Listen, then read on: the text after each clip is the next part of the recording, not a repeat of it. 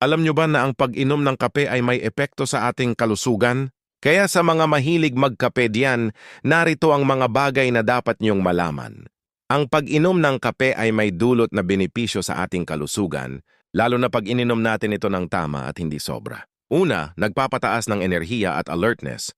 May caffeine na tumutulong magising ang isip at katawan. Nakababawas ng antok at pagod.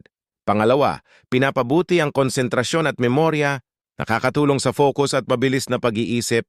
Pangatlo, maaaring makatulong sa kalusugan ng puso.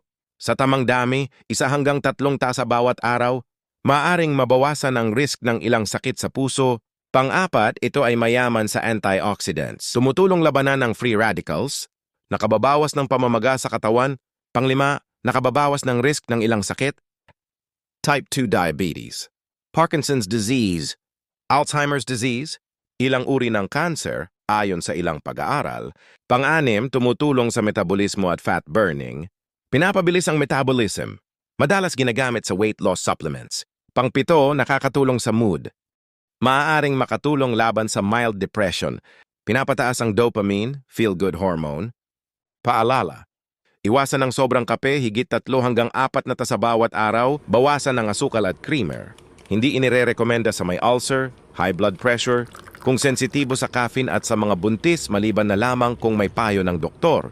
Kaya ano pa ang ginagawa mo? Mag-init na ng tubig, ihanda ang tasa at magtimpla na ng kape, kunan ng picture sabay post at may content ka na. Yun.